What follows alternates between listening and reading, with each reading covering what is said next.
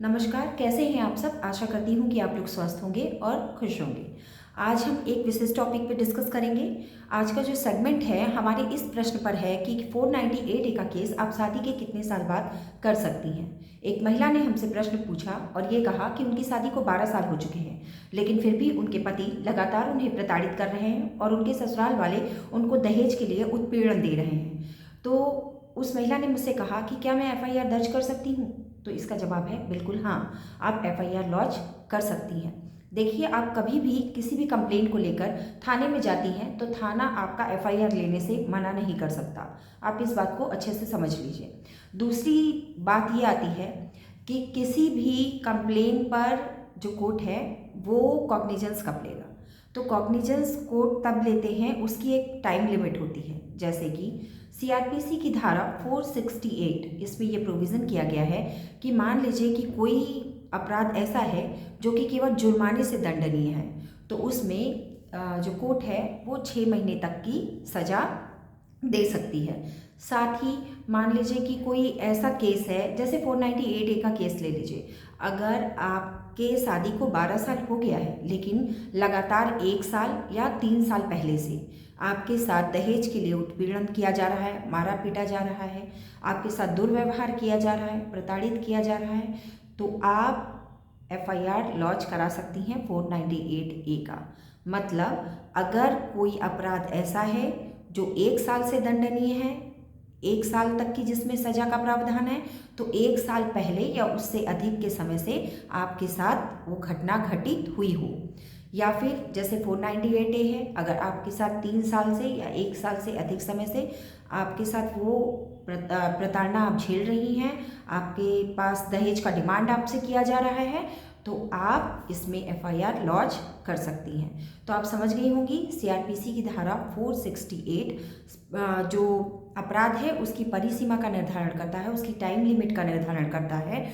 और अगर पिछले 3 साल से आपकी शादी को 12 साल हो, 10 साल हो या 7 साल हो, आप अगर पिछले 3 सालों से दहेज के लिए आपको प्रताड़ित किया जा रहा है, आप उत्पीड़न सह रही हैं, तो आप बिल्कुल शादी के 12 साल 20 साल बाद भी आप 498A का केस कर सकती हैं। दूसरी चीज़ ध्यान से समझने की कोशिश करिएगा।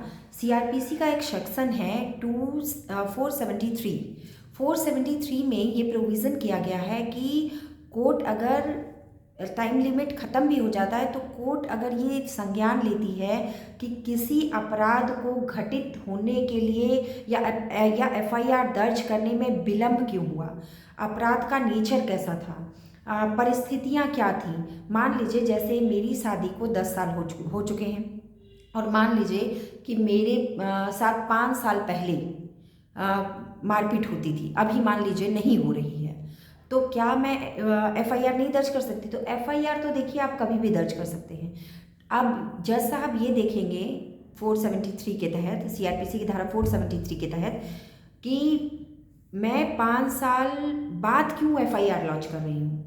तो उसमें देखा जाएगा कि घटना की स्थिति क्या था, नेचर क्या था, परिस्थितियाँ क्या थीं और क्यों इतना लेट में एफआईआर दर्ज किया जा रहा है।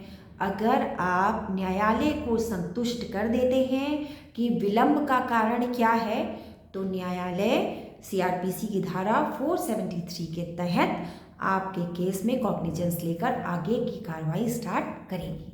तो आशा करती हूँ कि ये बात आपको समझ में आ गई होगी। पहला, पुलिस आपका कंप्लेन लेने से मना नहीं कर सकती। दूसरा, सीआरपीसी के सेक्शन 468 के तहत जो प्रोविज़न किया गया है कि अपराध की कोई भी अपराध, जैसे 498A का जो केस है वो 3 साल की उसमें सज़ा का प्रावधान है, तो क्या पिछले 3 साल से आपके साथ घटना घटित हो रही है या नहीं।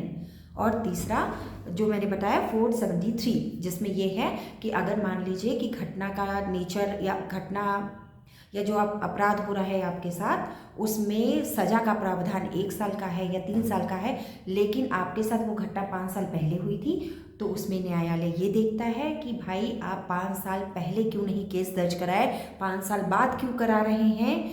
तो इसमें उसकी परिस्थितियाँ क्या थी, अपराध का नेचर क्या था। हो सकता है किसी ने आपको धमकाया हो, आप 5 साल बाद एफआईआर दर्ज कर रहे हो। तो ये चीज़ें आपको न्यायालय को संतुष्ट करना पड़ेगा कि एफआईआर या कंप्लेन में विलंब का कारण क्या था। तो आशा करती हूँ ये चीज़ें आपको समझ में आ गई होंगी और ये जो वीडियो है आपके लिए लाभप्रद सिद्ध होगी। तब तक के लिए नमस्कार, फिर मिलेंगे।